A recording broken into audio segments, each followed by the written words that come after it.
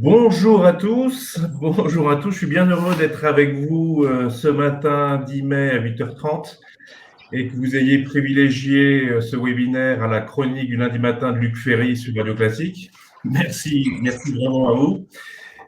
Pour ceux qui ne me connaissent pas, je suis Luc Merel, directeur associé du cabinet Euros, qui est un cabinet de recherche de dirigeants spécialisé dans les sujets à impact et d'intérêt général. Je fais une petite courte introduction, en fait, d'abord pour vous dire que cette idée de faire parler des directeurs financiers sur leur expérience du passage du monde de l'entreprise vers les entreprises à impact ESS associatifs vient de la création d'une offre de recrutement de dirigeants pour entreprises à impact, justement, que nous sommes en train de développer avec Léonard Briot de la Crochet, qui est fondateur du cabinet ABAC, spécialiste du recrutement de dirigeants d'entreprises sous LBO. Alors, si Léonard, qui est là, veut bien prendre la parole, je ne crois pas, parce que je ne pense pas qu'il soit branché, d'ailleurs.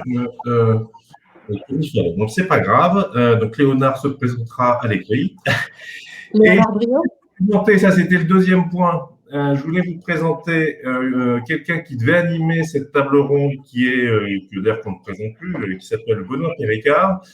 Il avait un chemin intéressant parce qu'il avait un chemin complètement inverse, parce qu'il avait fait quasiment toute sa carrière dans le public et qu'il a fini dans le privé en étant directeur associé santé chez KPMG. Bon, malheureusement, il n'arrive pas à se connecter, donc je vais essayer, certainement beaucoup moins bien que lui, je vais essayer de le remplacer avant qu'il n'arrive à se connecter. Donc voilà, là on a 4 personnes avec nous autour de cette table. Alors je ne sais pas si on peut dire qu'elle est ronde, vous me direz quand on est sur scène, elle n'est pas plus ronde. Hein. 4 personnes qui sont donc tous issus du monde de l'entreprise, et tous travaillent dans l'ESS ou dans le monde associatif et de manière plus ou moins récente, très récente pour Mélanie Millet, donc Mélanie qui est directrice financière de l'association Vivre de Vie, une association qui fait 90 millions d'euros de budget, hein, Mélanie. Mélanie, peut-être que tu nous raconteras en 2 mots ton parcours. Hervé, qui lui donc, qui est directeur financier de la Fondation des Amis de l'Atelier, médico-social, champ du handicap, budget, c'est 170, c'est ça? 150. 150 millions, donc bon, ça fait des sous à gérer. Hein. Et donc, toi, tu venais du monde des médias. Radio France, TF1 avant, je crois, hein, c'est ça? Ouais, c'est ça, exactement. Ouais. Bon. Isabelle, alors Isabelle, pareil, donc récemment, c'est depuis septembre hein, que tu es dans le secteur associatif, dans une association de citoyenneté et d'engagement citoyen qui s'appelle Unicité. Donc qui est très active d'ailleurs pendant cette crise et donc qui représente, je ne sais plus, c'est 30 ou 40 millions, je crois. Non, c'est plutôt 20-25. 20-25. Et Isabelle donc nous vient des services collectifs. Tu nous raconteras en 2 mots. Et puis Nasser, lui, c'est déjà un vieux briscard de l'associatif, hein. mais a fait quand même une grande partie de sa carrière dans la grande distribution, notamment chez Carrefour, donc avant d'arriver en première expérience à la Fondation de l'Enfance, dans laquelle tu as passé 3-4 ans, je crois. 3 ans, oui. 3 ans, et puis donc depuis maintenant 5 ans, à l'association Addiction France, donc qui était l'AMPA pour ceux qui connaissaient sous ce label auparavant. Alors peut-être, Mélanie, tu peux peut-être nous dire 2 mots sur ton parcours et qu'est-ce qui t'a amené à t'intéresser à l'ESS Je crois que c'est comme tout le reste, ce sont des rencontres et puis peut-être le moteur de vouloir changer le monde. On reviendra peut-être un peu plus dans le détail tout à l'heure. Donc moi, j'ai fait une école de commerce et en sortant de l'école de commerce, j'avais fait des stages dans des très grosses structures, des grosses multinationales très structuré, avec des organigrammes très carrés, etc. Donc, je m'étais dit, je ne vais pas du tout faire ça, je vais aller plutôt dans des entreprises qui sont taille moyenne, voire petite. Comme ça, je pourrais plus m'amuser, je pourrais plus construire. Voilà, le moteur, c'était la construction. Et donc, j'ai commencé dans une société d'ingénierie informatique. Donc avec des ingénieurs informaticiens. J'étais DAF à l'époque. Mon titre c'était DAF. Alors c'était plutôt c'était DAF d'une structure en phase de croissance, hein, donc c'était plus une start-up. Après DAF en start-up, j'ai été contrôleur de gestion dans l'agroalimentaire, c'est-à-dire que j'ai travaillé pour le géant américain, le ketchup Heinz.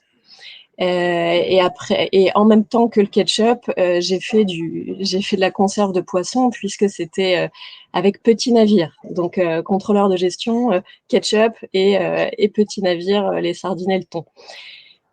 Après, j'ai accepté le challenge qui était de diriger le service contrôle de gestion chez Olympus France.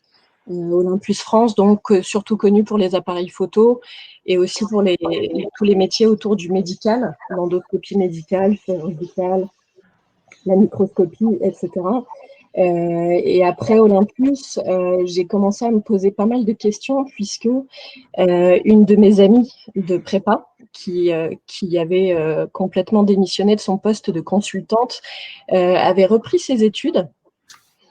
Elle se posait, elle, beaucoup de questions, mais elle avait déjà mis en pratique un certain nombre de préceptes qui guidaient sa route. Elle a repris ses études, elle a fait beaucoup de... Bon, elle a notamment fait une thèse autour du genre. Voilà, elle voulait vraiment sortir de l'entreprise pour faire quelque chose qui avait du sens à ses yeux. Et quand elle a créé son association en 2010, elle m'a proposé d'en devenir trésorière. Donc depuis 2010, je suis trésorière de Social Builder, et finalement, ça a été le point de départ d'une découverte où je suis devenue bénévole, chose que j'avais jamais fait avant 2010. Et puis surtout, ça m'a ouvert les portes de l'associatif et tiens, c'est marrant, il y a aussi de l'argent dans l'association, et puis il y a aussi besoin de personnes qui gèrent l'argent. Tiens, c'est très, très bizarre. Voilà, donc j'ai eu un peu l'impression de mener une double vie à partir de 2010. En poursuivant ma carrière, où je suis devenue responsable administratif et financier pour un groupe qui s'appelle Sonovision, qui m'avait demandé de prendre en charge l'intégration de 5 filiales qui avaient été acquises dans le cadre d'un LBO. Et après Sonovision, j'ai fait plusieurs rencontres dans l'associatif, et notamment la directrice financière du groupe ARES, qui travaille dans l'insertion par l'activité économique, qui est un groupe extraordinaire, principalement basé sur l'Île-de-France et également en Rhône-Alpes, et qui se développe à vitesse grand V. Et donc, cette directrice financière du groupe ARES me passe le relais en 2014, et donc c'est en 2014 finalement que mes deux vies se rejoignent, où je deviens directrice administrative et financière dans le secteur de l'associatif. Le DG est secrétaire d'État maintenant, non, il me semble. Secrétaire d'État à ce point-là, oui, ça doit être. Je m'étais arrêtée au commissariat, mais au commissaire, mais oui, peut-être. Donc après le groupe ARES, j'ai eu la chance extraordinaire de travailler comme DAF pour Reporters sans frontières. Reporters sans frontières, qui est une superbe ONG qui œuvre pour la défense de la liberté de la presse et de ses journalistes. Et après Reporters sans frontières, j'ai pu entrer, alors avec une nouvelle rencontre et une nouvelle succession de hasards, j'ai pu rentrer pour le groupe Bayard Presse. Donc Bayard Presse, qui n'a plus rien à voir. Oui, on va dire qu'il n'a plus rien à voir avec le secteur associatif, qui est un très beau groupe essentiellement dans la presse, dans l'édition. Et donc, depuis septembre, je suis DAF de Vivre et Devenir. J'essaye de le dire aussi bien que Luc Morin me l'avait présenté à l'époque. Alors, l'association Vivre et Devenir est effectivement une association qui regroupe 31 établissements, qui est aujourd'hui à 87 millions d'euros, et qui est répartie sur à peu près quatre grosses régions au niveau de l'Île-de-France, au niveau de la France, pardon. Voilà en gros ce que je peux vous dire à ce stade. Bon. Merci Mélanie. Hervé, tu veux enchaîner? Ouais, très bien. Bah écoutez, oui. Alors pourquoi je suis arrivé, j'ai envie de dire, je vais le dire de manière très très honnête dans le secteur, on va dire associatif et médico-social, ben, complètement par hasard. Néanmoins, il y a on va dire quelques points saillants, hein, en fait, qui m'ont poussé à arriver dans ce secteur-là. En fait, très rapidement, pour me présenter très rapidement, en fait, je me destinais plutôt à une carrière, on va dire, à peu près classique, j'ai envie de dire, de financier après une école de commerce. J'ai enchaîné, on va dire, 5 années en cabinet d'audit. Après ces années en cabinet d'audit, où j'ai fait plusieurs expériences en audit, que ce soit commissariat aux comptes ou protection de services, je me suis orienté vers le monde de l'entreprise de manière, on va dire, relativement naturelle, comme personne dans mon cas. Et je suis rentré plutôt dans des grosses structures, en fait, dans des contextes un petit peu particuliers, surtout en audit interne. Donc, j'ai intégré c'était le groupe SOR à l'époque, en 2005. J'étais responsable de l'audit interne et le groupe SOR, c'est tout ce qui est utility, comment dire, tout ce qui est gestion de l'eau, des déchets, de la construction de stations d'exploration. C'est le petit français équivalent de Veolia et de Suez, si vous voulez, et qui appartenait au groupe Bouygues et qui venait d'être vendu par Bouygues à un fonds d'investissement, et c'était le LBO primaire.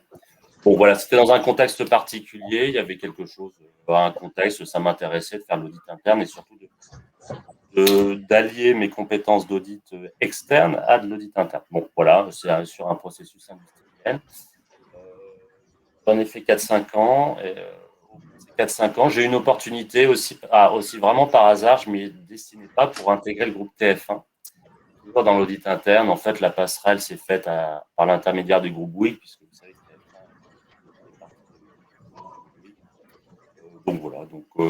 voilà, une carrière où je me destinais vraiment au secteur marchand, privé, industriel, que ce soit SOR ou que ce soit TF1 dans les médias. Je suis resté chez TF1, parce que Radio France, j'ai fait juste une rapide apparition. Hein.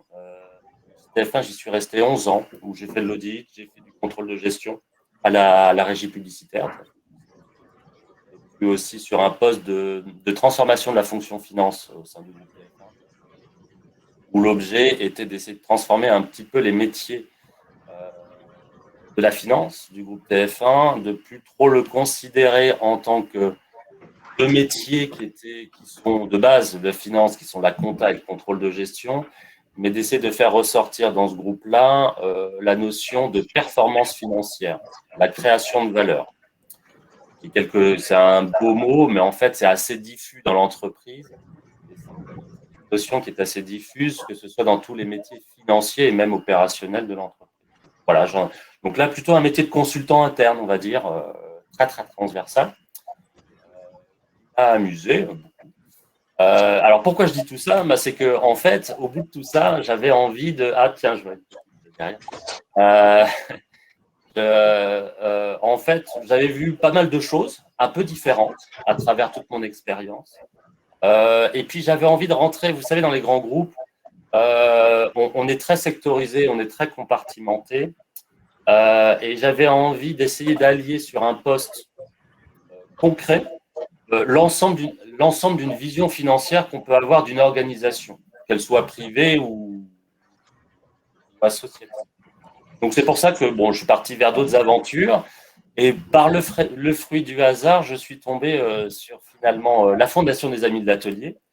On a discuté avec la directrice générale. J'ai retrouvé en fait ce que je cherchais et ce qui me manquait, moi, par rapport à mes expériences précédentes, c'est-à-dire plus de concret, peut-être un peu moins d'injonctions contradictoires dans des organisations extrêmement matricielles dans ces grands groupes, et du concret, une certaine liberté d'action. Alors évidemment, il ne faut pas faire n'importe quoi. C'est un discours que j'ai retrouvé à la Fondation des Amis de l'Atelier. Et je pense pas m'être trop trompé depuis un an maintenant que je suis voilà, et je suis ravi parce qu'effectivement, je retrouve ce concret, je retrouve cette utilité-là qui me manquait un petit peu par rapport à mes expériences précédentes.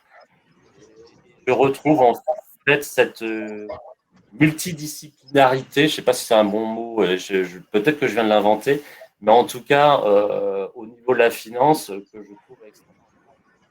Voilà. Bon, donc Mélanie veut changer le monde, Hervé recherche la multidisciplinarité et Isabelle, donc tu as travaillé aussi dans les services collectifs, toi aussi. Oui, tout à fait. Donc pour présenter mon parcours rapidement, moi je suis diplômée de l'ESSEC. J'ai également passé mon diplôme d'expertise comptable au cours de mes premières années d'audit, puisque comme Hervé, j'ai commencé en cabinet d'audit. J'y ai passé 9 ans. J'auditais principalement des grands comptes dans le secteur télécom média. Et puis, comme je ne me voyais pas devenir associée en audit, j'ai cherché à passer de l'autre côté dans le monde de l'entreprise. J'ai eu l'opportunité de rejoindre le groupe Lafarge. Donc, j'ai passé une dizaine d'années chez Lafarge. J'ai occupé différentes fonctions financières. J'ai commencé par du contrôle interne, un peu comme Hervé qui a fait de l'audit interne. Ensuite, j'ai été directrice financière d'une filiale. Et mon dernier poste, c'était d'être en charge du contrôle de gestion groupe. Et puis, Lafarge a fusionné avec Holcim. Et donc, mon poste à la finance corporate a été supprimé. J'ai pris le plan de départ volontaire et j'ai eu l'opportunité d'enchaîner avec le groupe Suez. Donc, un peu comme la sœur d'Hervé. Et donc, j'ai occupé pendant 3 ans et demi un poste de directeur financier opérationnel de la business unit recyclage et valorisation France. Donc, chez Suez, il y a 2 grandes activités. Il y a de l'eau et des déchets. Les déchets, on appelle ça recyclage et valorisation. Ça fait plus chic. Voilà, au bout de 3 ans et demi chez Suez, il y a eu un changement d'organisation dans la fonction finance en France, changement de chef, etc. Je ne me suis pas retrouvée pour différentes raisons. Donc, j'ai négocié mon départ. Et là, j'ai fait une pause. Ça faisait un peu plus de 20 ans que je travaillais et que j'ai enchaîné des postes sans vraiment avoir le temps de souffler, de réfléchir à ce que j'avais envie de faire. J'avais des postes très prenants, j'étais très, très investie. Même pendant mes grossesses, j'ai continué à occuper mes postes en même temps que je m'occupais de mes bébés. Donc, j'étais vraiment j'enchaînais des postes très prenants, etc. Et je n'avais jamais eu l'occasion de me poser un peu et de réfléchir à ce que j'avais envie de faire. Donc là, c'était l'occasion. Et je me suis dit que j'avais un peu fait le tour des grands groupes, que dans ces grands groupes, on s'investit énormément pour finalement, j'étais un peu en recherche de sens. C'est un peu galvaudé en ce moment, mais c'était vraiment ça. J'étais arrivée à la conclusion que les grands groupes, c'est très formateur et très intéressant, mais j'étais un peu arrivée au bout de ce système-là et plutôt l'impression que finalement, on fait des choses très court terme et que notre action a comme but principal d'améliorer le cours de l'action pour des actionnaires qu'on ne connaît pas. Et donc, j'étais vraiment dans cette recherche de sens et de me dire, mes compétences et tout servent à quoi. Et j'avais envie de mettre mes compétences au service d'un projet plus de société. Et donc, après, ça s'est fait vraiment par hasard. J'ai postulé sur une annonce publiée par Your Voice. J'ai rencontré Luc Meuret, puis la directrice générale d'Unicité, avec qui le courant est très bien passé. Et voilà, donc depuis septembre 2020, je suis directrice financière d'Unicité. Et on y reviendra, mais vraiment ravie d'avoir fait ce choix et de passer dans ce secteur associatif. Toutes mes félicitations, Isabelle. Bon, et toi, Nasser, est-ce que tu peux nous dire quelle est ta plus grande des addictions? Est-ce que c'est les chiffres, c'est le sport? Plutôt le sport, la mienne. Effectivement, je suis depuis 5 ans dans l'association Addiction France. Auparavant, j'étais il y a 8 ans dans le secteur marchand, comme l'a dit Luc, chez Carrefour pendant 13 ans. Donc, j'ai un petit peu moins de mobilité que vous, j'ai l'impression.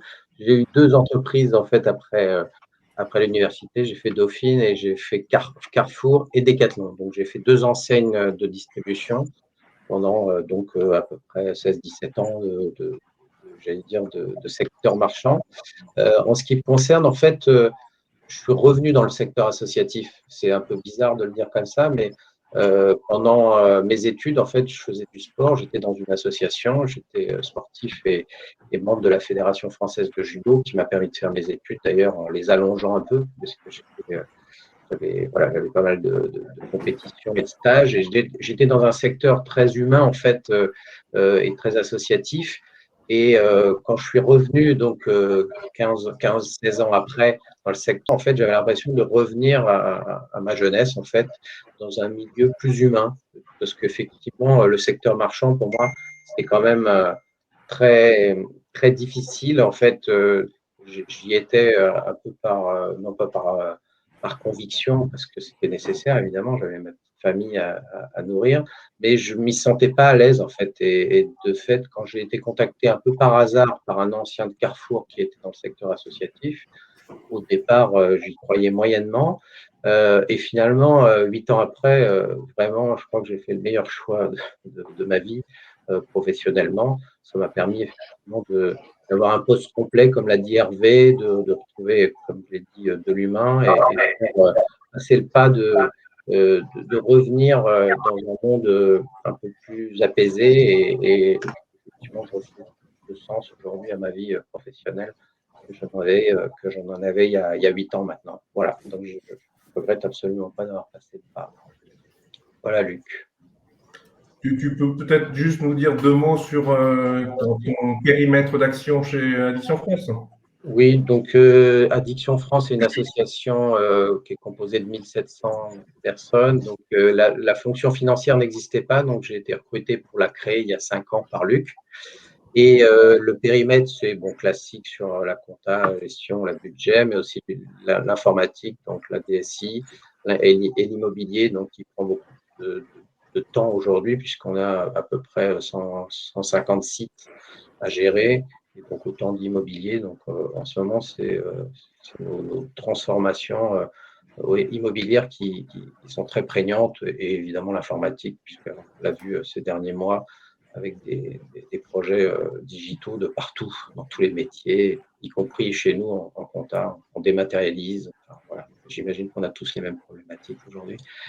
Et donc un périmètre relativement large avec une petite équipe et une organisation très décentralisée en fait, et avec beaucoup de comptables en région, d'experts comptables en région, et donc une organisation assez atypique mais qui me plaît bien.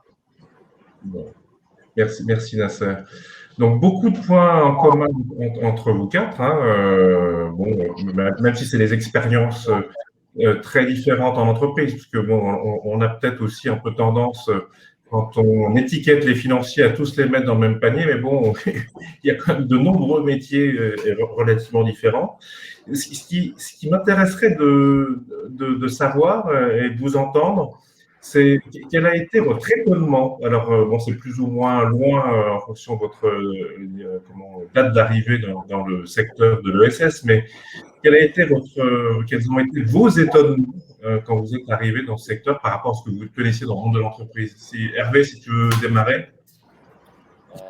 Oui, volontiers. En étonnement, mais j'y suis encore dans mon rapport d'étonnement, hein, d'ailleurs.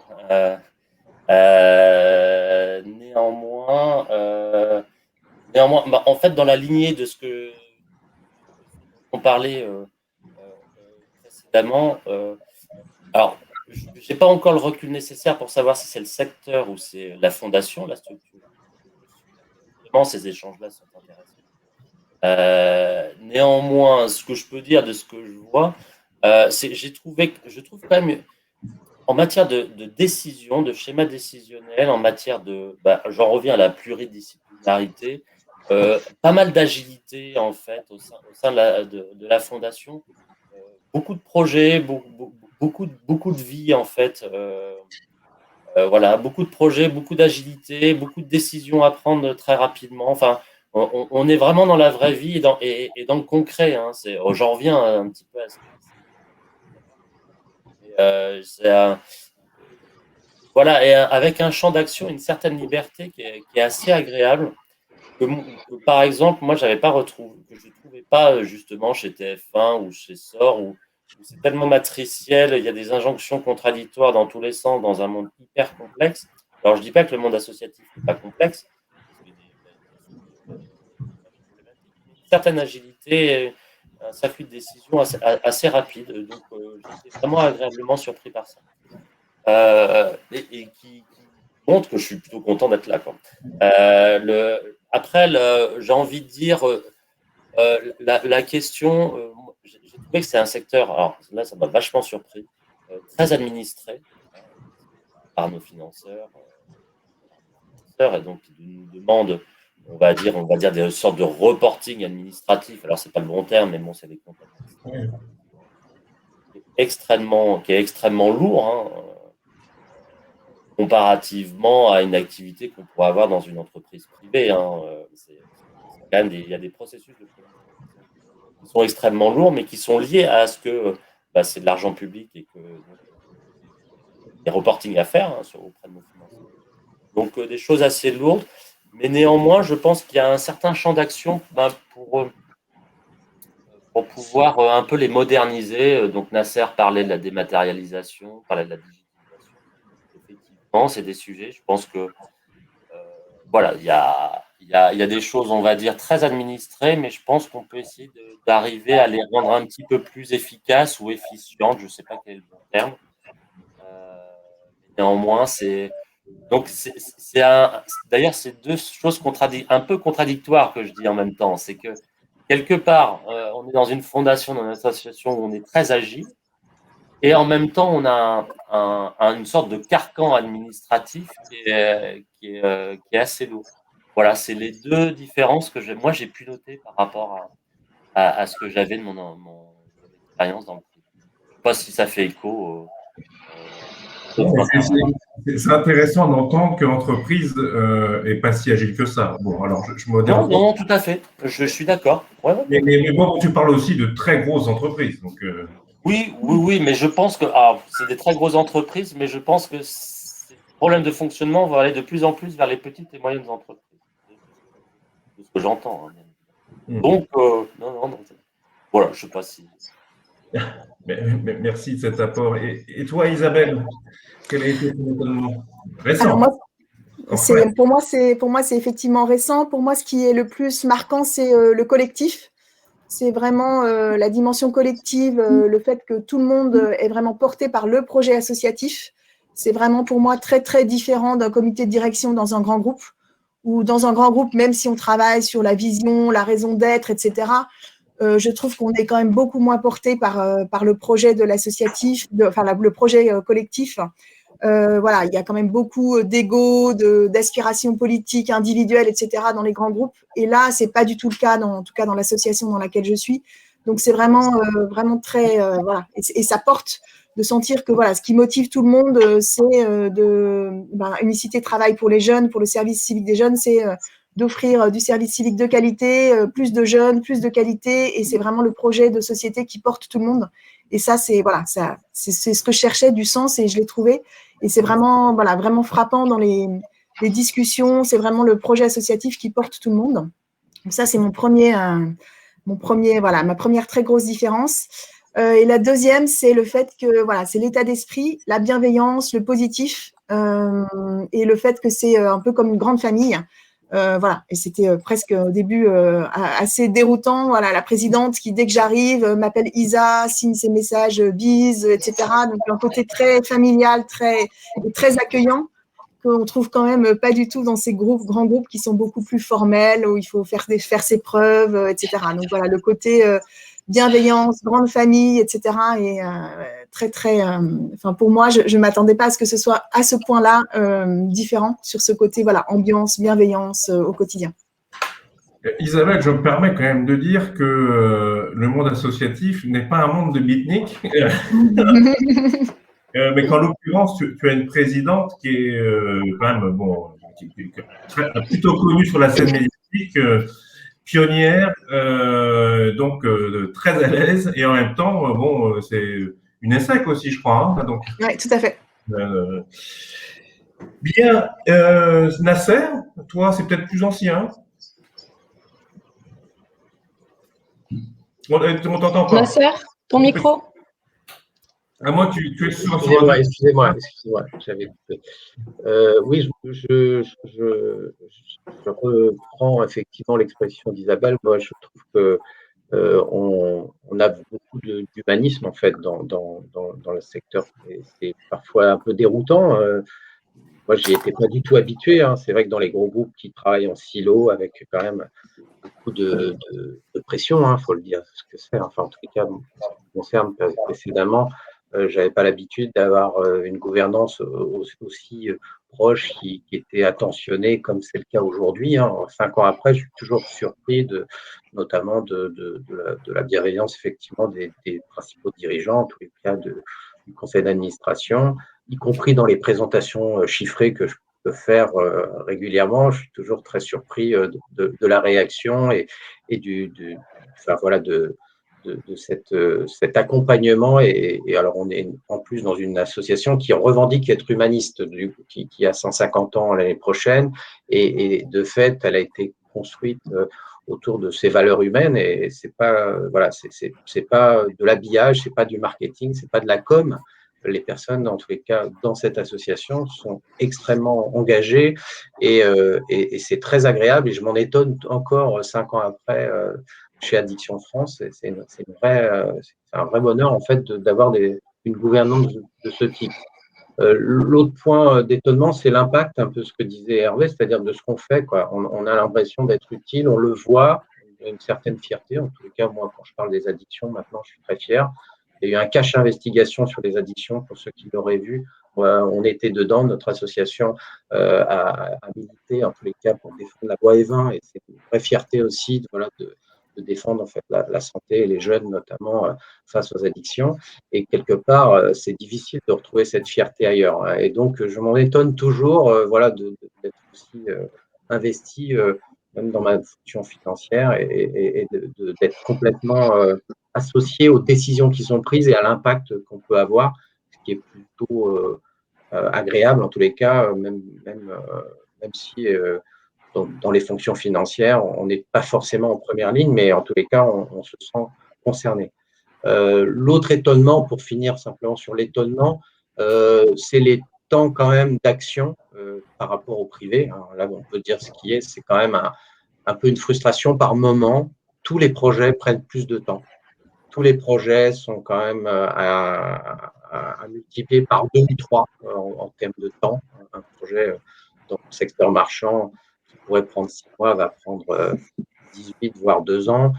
C'est souvent beaucoup plus long de transformer, de changer les choses, parce que c'est la revers de la médaille. Il faut être beaucoup plus pédagogue, expliquer, aller vers les décideurs, enfin vers les managers en général, vers la gouvernance.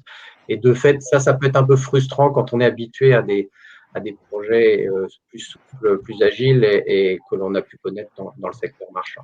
Voilà, c'est ça mes 3 étonnements, de l'humain, de l'impact et du temps. Voilà, du temps à apprécier différemment. En tous les cas, il ne faut pas être trop pressé pour certains projets. J'ai l'impression même que ton plus grand étonnement, c'est que tu es étonné par ton engagement qui est toujours intact. Oui, non, c'est vrai, c'est une vraie fierté. En fait, il y a en plus les addictions, c'est vraiment un sujet tellement vaste. On est tous plus ou moins concernés par les addictions. À un moment donné, on le voit avec les écrans, avec nos enfants, nous-mêmes. On le voit évidemment avec cette crise qui génère plein de conséquences sur tout le monde. Et de fait, les addictions sont réceptacles, et dans nos centres, on a une augmentation très significative des demandes qui sont liées à l'état de la société. Et c'est vrai que finalement, il y a tellement de thématiques. Et moi qui suis dans le sport, le sport et les addictions aussi, c'est une thématique nouvelle qui est apparue. Il y a beaucoup de gens qui sont mis au sport depuis 1 an et qui sont dans des comportements extrêmes. Donc ça aussi, ça m'intéresse. En fait, j'apprends. Notre conseil d'administration est composé de beaucoup de médecins qui font des échanges, et je ne m'ennuie pas du tout dans des journées complètes de conseil d'administration ou de bureau national où on parle de ces thématiques avec passion, et j'apprends tous les jours. C'est vrai que ça aussi, c'est un étonnement. Merci, Nasser. Mélanie, alors qu'est-ce qui t'étonne? Qu'est-ce qui continue à t'étonner? Alors, moi, je me souviens de mes premiers étonnements, peut-être pas tous, mais une partie. Juste quand même pour réagir par rapport à ce qui vient d'être dit, moi, je me réjouis de la richesse des étonnements de mes trois coéquipiers de ce matin. Plus d'agilité, moins d'agilité, enfin voilà, on se rend compte. Alors, je vais peut-être prendre un petit peu le contre-pied, peut-être exprès, mais on se rend compte que de la même façon que vous avez évoqué tout à l'heure tous les deux, Luc et Hervé, le fait qu'il y a des très grosses entreprises, des très gros paquebots, et puis des petites entreprises, voire des toutes petites, et que les comportements ne sont pas les mêmes. Pour moi, l'associatif, c'est un concept qui est quand même très, très flou et très, très vague. L'associatif, c'est plein d'associatifs. Il y a plein de secteurs différents. Il y a plein d'activités qui sont représentées. Il y a plein de modèles économiques qui sont représentés, différentes gouvernances également. Et je crois que c'est surtout ça qui va modeler finalement la culture de l'organisation, de la structure dans laquelle on est, et qui va faire qu'on va être très agile ou pas.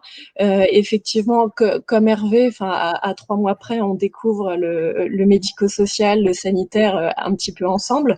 Alors sur des volumes peut-être un petit peu différents, mais effectivement, moi je suis un peu hallucinée du secteur du médico-social, et c'est vraiment passionnant. Alors, comme je dis toujours à mes collègues, c'est intellectuellement très, très épanouissant et très stimulant parce que c'est assez complexe, voilà, c'est très, très structuré. Et peut-être que ça donne l'impression que c'est un petit peu moins agile. Toutefois, effectivement, et là je partage ce qu'a dit Hervé, en interne, on a un besoin décuplé finalement d'agilité pour à la fois répondre à nos contraintes internes et à ce que nous demandent les autorités de tutelle. Donc il y a cette espèce de tiraillement qui est très intéressant. Mais tu vois, Hervé, quand j'étais dans l'insertion par l'activité économique, par exemple, où les modèles économiques étaient très différents, la structuration, on va dire, se faisait aussi parce qu'on avait on avait quand même le ministère de l'Emploi qui nous cadrait. Et donc, il me semble qu'à partir du moment où on a une part de fonds publics à gérer, on doit être très, très responsable et on a du coup ce devoir de gérer ça. Toutefois, chez Ares, il y avait... alors, j'ai pas envie de dire que c'était le western, mais en tout cas, on avait une agilité hallucinante. Ça allait très, très, très, très vite. Par rapport à ce que dit Nasser, c'est l'inverse. Moi, j'avais l'impression qu'on était en test and learn permanent. Je pense qu'aujourd'hui, ils sont encore comme ça. Chez Reporters sans frontières aussi, on est toujours en train de tester, de faire des tentatives pour s'améliorer et puis pour essayer de faire vraiment le maximum avec le moins de ressources possible. Donc ça, comme a dit un certain directeur général que j'ai eu à une époque, de la contrainte naît le génie. Alors, c'est une phrase qui est tout à fait discutable, mais en tout cas, il y a vraiment cette notion pour moi de moins on a de moyens et plus il faut être créatif, inventif, aller vite. Et donc, on a parfois l'impression dans les associations, c'est ce que j'ai ressenti à une certaine époque aussi chez Social Builder, on a l'impression qu'on est en lab, on est en laboratoire permanent et on passe d'un projet à un autre, ça marche pas, on recommence, on teste d'autres choses, faut aller vraiment super vite. Donc ça, c'était pour réagir par rapport à ce que vous disiez les uns et les autres. Alors, moi, les étonnements que j'ai eus, ça a été, on va dire, les points communs que j'ai trouvés entre les deux mondes, le monde business et le monde du non lucratif. Le premier gros étonnement, ça a été que finalement, les êtres humains sont les mêmes des deux côtés. Et j'étais très étonnée parce que je m'étais un petit peu dit, finalement, il y a ceux qui pensent qu'à l'argent, d'un côté, et puis il y a ceux qui veulent que le monde soit beau, lumineux et qu'on s'aime tous de l'autre côté. Et puis je me suis rendu compte que c'était pas tout à fait comme ça. Finalement, les êtres humains, ils sont formidables dans tous les univers. Ils ont leur force, ils ont leur fragilité. Ça fait un mélange assez étonnant, mais c'est vrai que alors, je ne sais pas si ça vous a fait ça à vous, mais quand on arrive dans l'associatif et qu'on se dit que tout le monde est super gentil, super mignon et que tout le monde a envie de sauver le monde, parfois, on tombe un petit peu de sa chaise parce qu'en fait, c'est pas ça. C'est pas forcément toujours ça. On est tous humains avec nos ambitions, nos engagements, nos envies de bien faire, mais aussi voilà, nos égos, nos fragilités. Et donc finalement, alors les deux autres étonnements que je voulais partager avec vous, c'est d'une part la gouvernance. Finalement, je crois que au bout du bout, alors je suis que voilà, j'ai même pas 25 ans de vie active, mais ce qui moi me fascine, c'est vraiment la gouvernance. La gouvernance comme moteur de transformation des relations entre les êtres humains et leur mode d'interaction. Donc aujourd'hui, je suis dans une belle association qui a une gouvernance absolument fantastique, avec un conseil d'administration très engagé, très moteur, extrêmement expert du secteur, qui a différents collèges, qui a 3 collèges différents dans son conseil d'administration, avec l'intervention des familles, l'intervention d'une congrégation religieuse. Tout ça, ça fait une richesse qui est incroyable. Il y a différentes commissions qui interviennent aussi, à nouveau de façon bénévole, commission d'audit, commission finance, commission des pratiques professionnelles, etc. Donc tout ça, ça fait écho à ce que disait Isabelle sur la notion de collectif et sur comment on enrichit le collectif et comment se créent les interactions entre les personnes. Donc voilà, tout ce qui touche autour de la gouvernance me semble vraiment capital. Alors c'est un petit jeu de mots un peu pourri, mais pour dire qu'effectivement le capital il est là finalement, que le modèle économique aussi, mais le mode de redistribution des richesses, il est structurant dans la façon dont on va travailler les uns avec les autres. Et quand j'ai travaillé pour le groupe Bayard Presse, par exemple, qui est un groupe vraiment de pure société commerciale, donc complètement dans le lucratif, où on essaye évidemment de créer des excédents à la fin de l'année, de faire des marges sur nos ventes, etc. Le groupe Bayard, par exemple, ne distribue aucun dividende à ses actionnaires. Et bien ça fait une différence qui est incroyable. Voilà, donc je développe pas plus, même si j'adorerais. Et le dernier étonnement que je voulais partager avec vous, c'est le positionnement, parce qu'on est tous directeurs financiers ici ce matin, c'est le positionnement des directions financières ou des DAF dans le secteur associatif par rapport au secteur du business. Pour moi, de ma vision à aujourd'hui, ce serait vraiment la différence pour moi et le fait ce qui fait que je suis à l'aise aujourd'hui dans le secteur associatif. C'est-à-dire que la direction financière, ça m'a vraiment étonnée et j'ai mis peut-être plusieurs années à comprendre et à digérer ce changement. C'est une direction parmi d'autres. C'est une direction financière. Bon, bah, tu gères les affaires financières, tu es un élément du projet social. On a besoin de toi parce qu'il y a des obligations légales et puis parce qu'il faut quand même qu'on pilote nos résultats et parce qu'on sait qu'on a quand même besoin de fonds pour faire avancer le projet social. Mais bon, voilà quoi, tu existes, tu es là. Alors que dans le business, j'avais l'impression que la DAF, c'était l'Olympe. Donc, pour moi, ça a été vraiment ça le plus gros étonnement, c'est ce positionnement de la DAF comme finalement une direction parmi d'autres et non pas celle qui va donner la direction, celle qui va vraiment, celle qui est plus importante que les autres finalement. Dans le secteur associatif, dans les assos que j'ai pu rencontrer, ce qui était vraiment important, c'était la direction de l'innovation, la direction des ressources humaines, la direction de l'accompagnement social et professionnel. Voilà, ça c'est pour moi, c'est ce qui m'a frappé le plus. Merci Mélanie. Je note, j'applaudis en fait ce que tu dis sur la diversité des associations, de secteurs d'activité, donc de modèles économiques, bon, etc. Il y a exactement la même chose dans le champ d'entreprise d'ailleurs. Quand on oppose entreprise et l'association, bon, en entreprise, il y a autant d'entreprises qui travaillent sur des cycles très longs dans des industries lourdes, par exemple, que des secteurs qui ont des cycles très, très courts, comme dans la grande distribution, là où tu travaillais, Nasser. Je me rappelle d'une commande d'un directeur général d'une très très grosse association nationale il y a maintenant 6-7 ans, et qui me disait je recherche un directeur financier qui fasse de la prospective, financière, qui soit l'architecte du modèle économique de notre organisation demain. Et il expliquait en disant d'abord, d'une part, il doit être partie prenante sur la question des financements, du mix funding, des financements, voire, et ça, je voudrais bien vous entendre aussi là-dessus, sur la vente de prestations. C'est peut-être ça aussi qui fait les différences avec les entreprises dites à impact, hein, donc celles-là qui sont des sociétés commerciales, mais aussi en pilotant la performance de manière beaucoup plus structurée. Donc, est-ce que ça, c'est des choses… Alors, Hervé, tu as commencé à en parler, hein, de la question de l'efficience, de la performance dans ton association.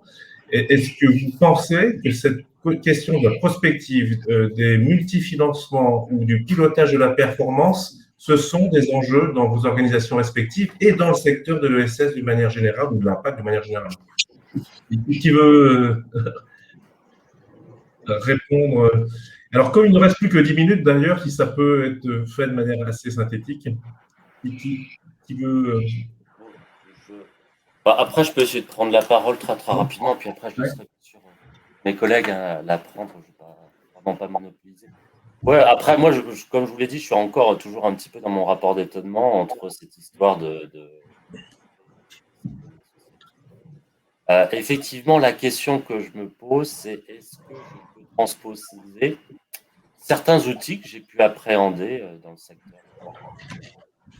le secteur associatif, mais en étant vigilant de ne pas casser tout ce qu'on a pu entendre dans notre rapport d'étonnement. Hein, finalement, quand je vous écoute, on dit j'ai l'impression un peu tous la même chose, mais sous des prismes différents et sous une sensibilité différente, mais quelque part, j'ai l'impression qu'on se rejoint en tout cas. Mais donc, il ne faut pas casser ça.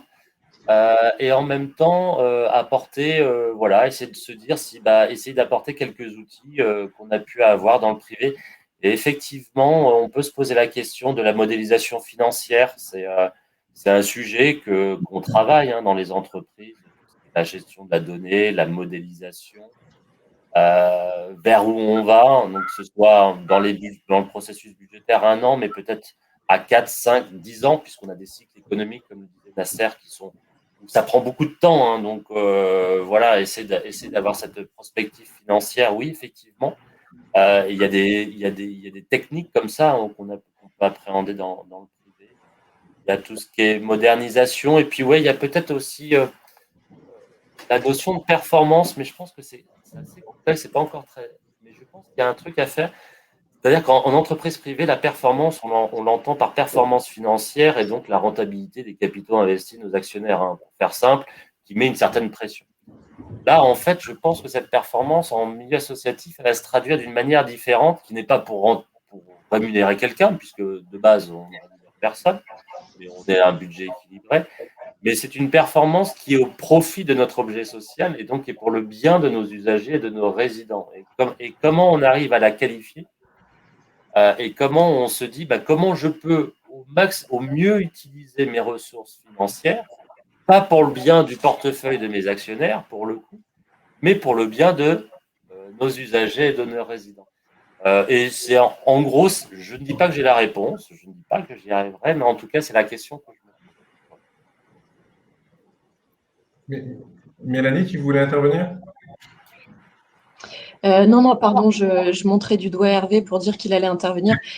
En fait, ce que dit Hervé, j'y souscris tellement que j'ai rien à ajouter par rapport à ça. C'est vraiment exactement ça l'enjeu. C'est très difficile d'arriver avec un certain nombre d'outils et de choisir lesquels vont bien s'inscrire tout en respectant les façons de faire et on va dire les pratiques existantes. C'est un vrai choix et ça, je trouve que ça prend du temps parce qu'il faut aussi respecter les équipes. Donc, il y a vraiment cet enjeu-là. Et puis, effectivement, sur le travail sur la performance, ce que je me disais aussi, c'est que finalement, c'est beaucoup plus compliqué de réfléchir à la performance dans nos secteurs où on porte des projets parce que c'est plus facile de calculer des marges par client et des marges par article. Enfin, je veux pas juger ni être réductrice, hein, mais ça me semble quand même plus facile de calculer un EBITDA et un ratio sur EBITDA qu'effectivement jongler avec cette notion d'équilibre du budget et de voir à quel endroit on met la valeur et comment on pilote dans le temps. Enfin, ce qu'a dit Hervé me parle énormément. Oui, oui. On en reparlera du coup, Hervé. Volontiers. Volontiers. Vous qui travaillez dans le médico-social, dans certaines catégories du médico-social, les acteurs privés lucratifs sont présents. Et d'ailleurs, si ça avait été Benoît qui avait animé la réunion, il aurait été peut-être le premier à dire, et potentiellement, d'ailleurs, même dans votre champ à vous, il peut arriver, il peut venir. Absolument, oui, oui, bien sûr. Et d'ailleurs, il y a vraiment un enjeu. Alors, c'est peut-être votre question au sujet du multifinancement, Ouais. mais pour moi, il y a vraiment cet enjeu d'aller chercher des financements à droite, à gauche, un petit peu partout, pour essayer d'équilibrer les forces en présence. La première fois que vous, Monsieur Meuret, vous m'avez parlé de vivre et devenir, et la première question que je me suis posée, c'est mais finalement, les financeurs, il n'y en a que 2 dans cette association. Et je me suis dit, mince, mais comment est-ce qu'on peut être libre, autonome et en pleine possession de nos marges de manœuvre si on n'a que 2 financeurs. Donc, il y a un sujet autour de ça. Oui. Isabelle, il y a beaucoup plus de financeurs que ça chez Unicité. Et c'est les entreprises en plus. Chez Unicité, on a du financement privé avec des entreprises, du financement public. Et effectivement, on a des centaines de financeurs. On a des financements qui vont être à 2 000 € très locaux et des financements à plusieurs millions d'euros à l'échelle nationale. Donc, on doit jongler avec cette multitude de financeurs et du coup des attentes des financeurs qui sont aussi très différentes. Pour moi, sur les sujets qui ont été évoqués, effectivement, je pense que le rôle du DAF, il est clé pour essayer d'alerter ou d'être vigilant sur justement ces sources de financement et sur essayer d'avoir une vision un peu plus long terme. On est quand même, je trouve, très souvent dans le court terme et dans l'exercice qui arrive, dans les 12 mois qui viennent. Je pense que l'expérience qu'on a dans les grands groupes, où on fait un peu des plans stratégiques, etc., doit être utile au monde associatif. En tout cas, chez Unicité, on réfléchit assez peu, en tout cas de façon chiffrée, au moyen terme. Et puis sur la performance, moi je vois plus des enjeux de structuration de processus, de structurer des processus, d'outiller et de réfléchir et d'industrialiser des processus. Et je pense qu'on peut-être, la taille des associations ou la culture fait qu'on a plus tendance à faire un peu avec les moyens du bord, sans forcément réfléchir à outiller, industrialiser les processus. Et quand on change d'échelle, c'est un peu le cas d'Unicité, il faut à un moment donné, passer à d'autres façons de faire. Moi, je vois plus des sujets de structuration de processus et d'outils avant d'être dans des mesures de performance très, très poussées. Nasser, où en est ton ERP, la mise en place de ton ERP? Il va mettre 3 ou 5 ans, hein, donc on démarre seulement. Non, mais par contre, je rebondis sur ce que disait Mélanie sur le positionnement de la DAF au sein du secteur associatif. Et c'est vrai que pour moi, c'est toujours aussi un étonnement du coup de voir qu'on est une direction parmi les autres, effectivement, et parfois même pas forcément aussi entendu qu'on pouvait l'être dans notre passé. Et c'est un peu parfois aussi une frustration de ne pas être entendu. Alors j'entends de transformer des process, etc. Mais c'est un peu compliqué dans des associations comme la mienne qui ont déjà 150 ans et qui ont du mal en fait à entendre que demain sera peut-être moins rose et qu'il faut commencer à se préparer, et avec des disparités territoriales où effectivement on a des directeurs privés qui ont bien compris et qui sont sur le terrain très attentifs à ce qu'on va leur dire, et d'autres qui sont plus anciens et qui ont parfois un peu de mal à anticiper en tout cas les mouvements, les changements de process, les changements d'outils, et puis l'exigence de chercher des financements ailleurs qu'auprès des financeurs publics. Nous, on est financé à 80% par des financements publics, 20% de financement en formation, de prévention, parfois auprès des entreprises. Et globalement, on a quand même un socle très sécurisant qui fait qu'on a du mal en fait à imaginer demain aller chercher des financements dans le privé.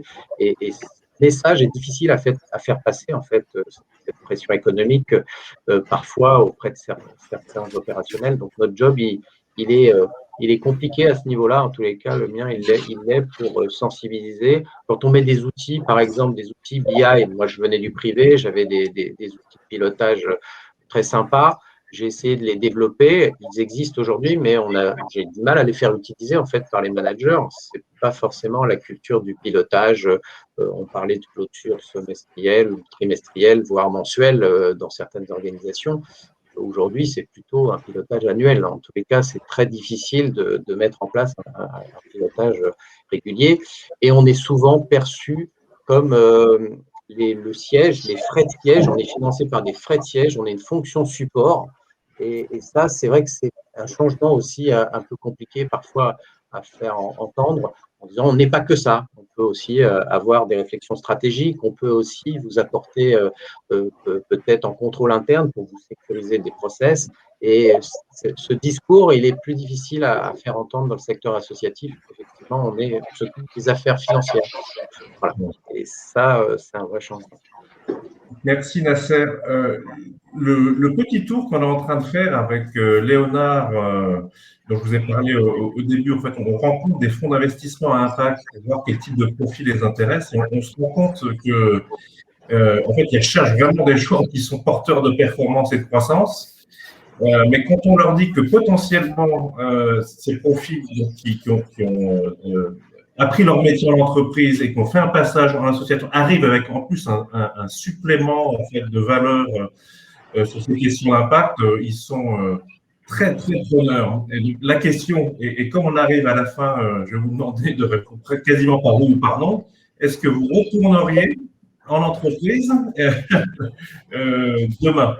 Alors, et puis le plus longtemps possible, hein, parce que je vous signale que vos potentiels employeurs peuvent écouter. Alors, très, très rapidement, moi, comme j'ai déjà fait des allers-retours, je sais à peu près à quoi m'en tenir et ce n'est pas le statut juridique qui va me guider, c'est vraiment le mode de gouvernance comme je vous l'ai développé tout à l'heure. Ok, merci Mélanie. Nasser? Non, je n'imagine pas du tout. Ma vie maintenant est dans le secteur associatif et je ne me vois pas retourner dans le secteur lucratif, même si j'entends Mélanie considère qu'il n'y a pas tant de différence que ça. Moi, je considère qu'il y a beaucoup de différences. Bon, Isabelle?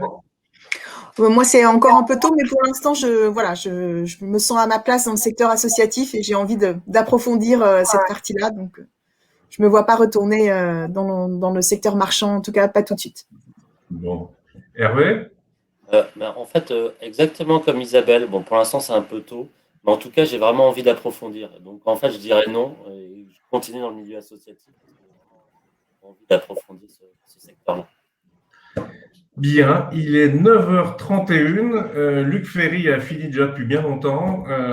Merci à vous quatre pour votre temps, vos partages. Merci à tous ceux qui ont participé à ce webinaire, de vous être levés de bon matin. Je pense que ça va être pour beaucoup d'entre vous l'heure du comité de direction, là. Bientôt.